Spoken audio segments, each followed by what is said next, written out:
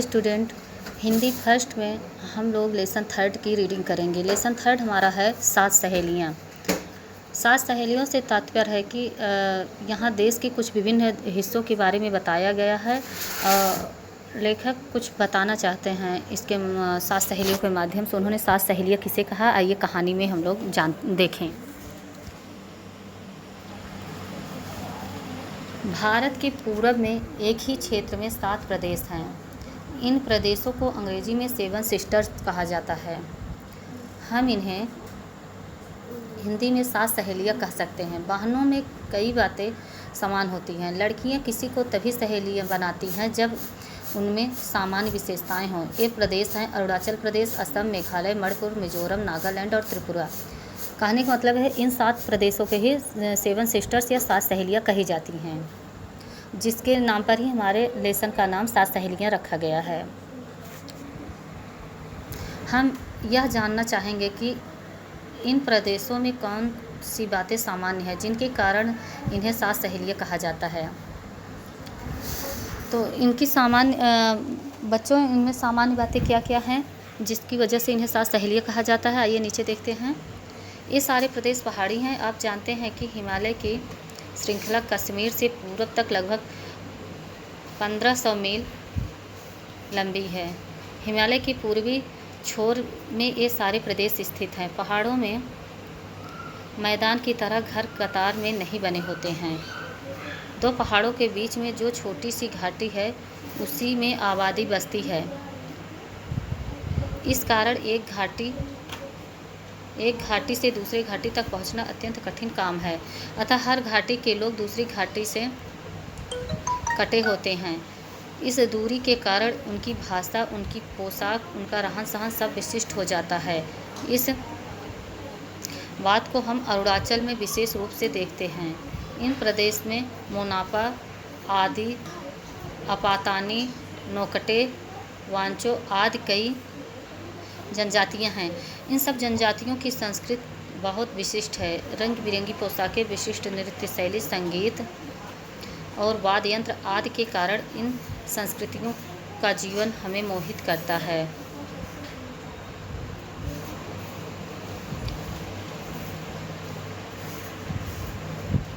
पहाड़ी प्रदेशों की बड़ी विशेषता उसकी हरियाली होती है, क्योंकि पहाड़ों पर आमतौर पर अच्छी बारिश होती है। इन सारे प्रदेशों में भारत के अन्य स्थानों के मुकाबले ज़्यादा बारिश होती है। अधिक वर्षा के कारण पहाड़ों पर वनों का विकास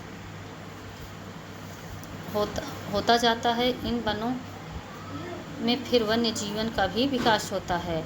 असम राज्य में काजीरंगा नामक क्षेत्र में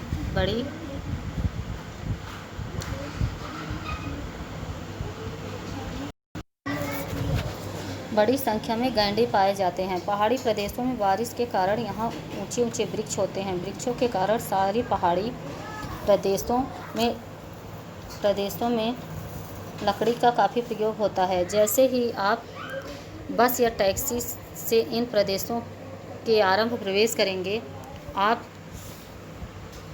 सड़क के दोनों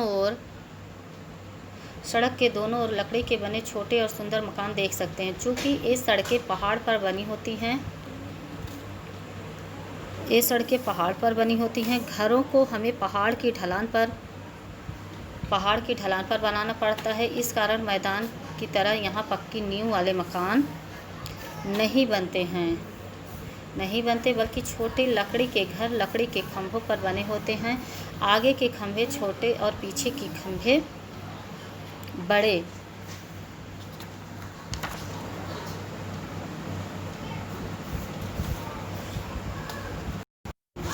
जंगल की लकड़ी इन प्रदेशों के व्यापार का भी एक साधन है और संस्कृति का भी एक अंग है। कई प्रदेशों से लकड़ी दूसरी जगहों पर जाती है। यह इनकी आय का एक स्रोत है। लकड़ी जिसमें हम बांस को भी शामिल कर सकते हैं,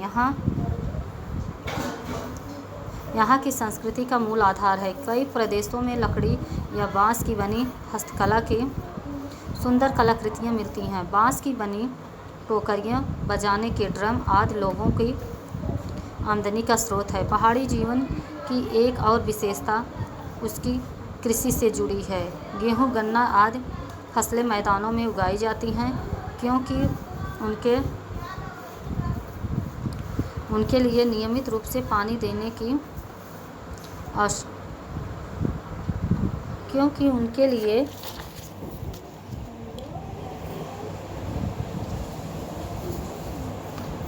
नियमित रूप से पानी देने की आवश्यकता है।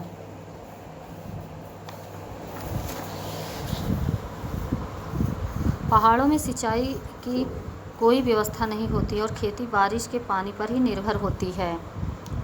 इसी कारण यहाँ की खेती यहाँ की आबो हवा के अनुरूप होनी चाहिए। संयोग की बात है कि चाय के खेत के लिए पहाड़ सबसे उत्तम है। इसे नियमित रूप से पानी चाहिए, लेकिन उनकी जड़ों में कभी पानी जमा नहीं होना चाहिए। इसलिए पहाड़ की ढलान में ही चाय के लिए सीढ़ियों की तरह चारों ओर क्यारियाँ बनाई जाती हैं। असम, मेघालय, दार्जिलिंग आदि स्थानों में विश्व की बहुत पसंदीदा चाय पैदा होती है। पूरब के प्रदेशों की सबसे बड़ी विशेषता उनकी अपनी संस्कृति है। संस्कृति के मुख्य तत्व के रूप में हम संगीत और नृत्य को ले सकते हैं। भारत में दो तरह के नृत्य के रूप मिलते हैं।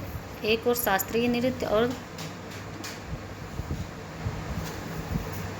दूसरे संगीत है, जिसके पीछे वर्षों पुरानी विरासत है। इस तरह के नृत्यों में दक्षिण का भारतनाट्यम, आंध्र प्रदेश का कुचिपुड़ी नृत्य, ओडिशा का ओडिसी नृत्य आदि मशहूर हैं। इन नृत्य शैलियों के पीछे संस्कृति की पुरानी परंपरा है। मणिपुर में भी इस प्रकार की एक शास्त्रीय नृत्य की शैली विकसित हुई है। इसे मणिपुरी नृत्य कहा जाता है। नर्तकियां लंबे घेरे का घाघरा पहनकर मंद गीत से गायन के साथ नृत्य करती हैं। मणिपुरी नृत्य के लिए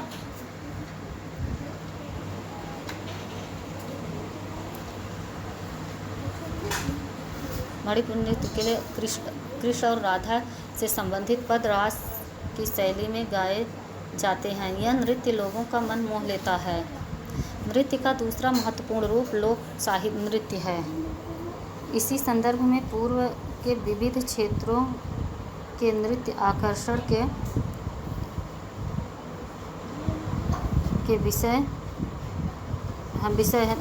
का विषय है। असम राज्य में सबसे बड़ा त्यौहार बिहू है। बिहू शब्द संस्कृत में विषु शब्द से निकला है, जो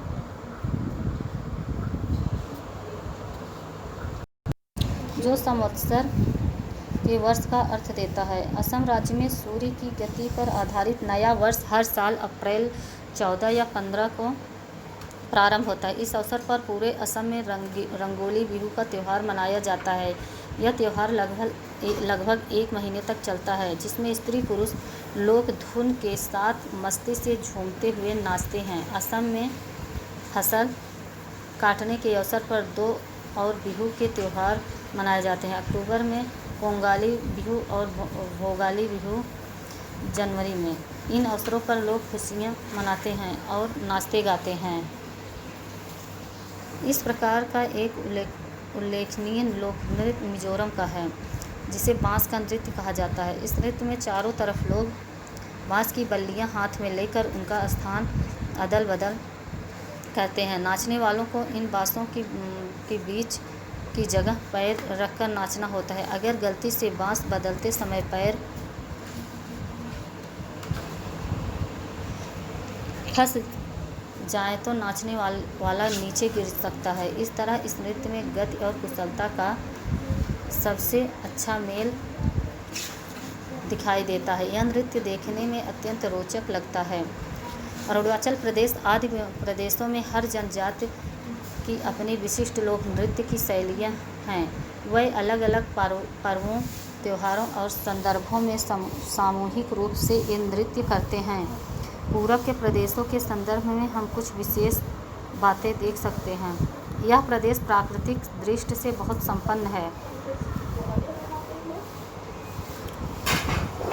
कई प्रदेशों में लकड़ी और खनिज पदार्थों का अच्छा भंडार है। पहाड़ी प्रदेश होने के कारण वर्षा के पानी से बिजली पैदा करने की यहाँ बड़ी संभावनाएं हैं। असम राज्य में तेल का अच्छा भंडार भी उपलब्ध है। इस क्षेत्र के लिए भारत सरकार ने कई योजनाएं बनाई हैं जिससे इन प्रदेशों का विकास हो सके। शिक्षा की कमी भी एक समस्या थी और उच्च शिक्षा की उपलब्धि भी सीमित रही, लेकिन अब स्थिति में परिवर्तन आया है और शिक्षा का अच्छा विस्तार हुआ है। बच्चों का इस लेसन में बताया गया है, इस पाठ में लेखक यह बताना चाह रहा है कि ये 7 प्रदेश कैसे एक दूसरे से दूर होते हुए भी जुड़े हुए, कई विशेषताएं इनकी एक समान हैं। इनकी संस्कृति, इनके पहनाव ओढ़ाव कैसे दूसरे से भिन्न होते हुए भी तब भी एक जैसे दिखते हैं। इनकी जलवायु, वहाँ के लोगों, वहाँ जो खेती होती है जलवायु के ऊपर निर्धारित होती है। ये सारी चीज़ों को उनकी मतलब इन 7 प्रदेशों की विशेषताओं को इस लेसन में, इस पाठ में लेखक बताना चाहता है और इस पाठ के माध्यम से उन 7 प्रदेशों की विशेषताओं के बारे में लेखक बताया है। तो इस तरह हमारा यह लेसन की रीडिंग ख़त्म होती है बेटा, समाप्त होती है। आप लोग इसे 1-2 बार देख लेना, पढ़ लेना, समझ लेना। अब इसके बाद हम लोग आते हैं इसके वर्ड मीनिंग पर, जिसे आपको कॉपी में लिखना है। इस वर्ड मीनिंग को आपको अपनी कॉपी में लिखना है। आइए वर्ड मीनिंग को देखते हैं। शब्दार्थ देखिए, छोर का मतलब किनारा होता है। खनिज का मतलब ज़मीन के अंदर, खान। स्थल मतलब जगह। ढलान मतलब सड़क या पहाड़ का उतार वाला भाग। तो बच्चों इस तरह से हमारा आज इस लेसन की रीडिंग ख़त्म हुई। आप लोगों को आपका होमवर्क है, आप रीडिंग कर लेना, उसके बाद आप वर्ड मीनिंग को अपने कॉपी पे राइट कर लेना। इसके क्वेश्चन आंसर और एक्सरसाइज के साथ हम फिर मिलेंगे। Thank you.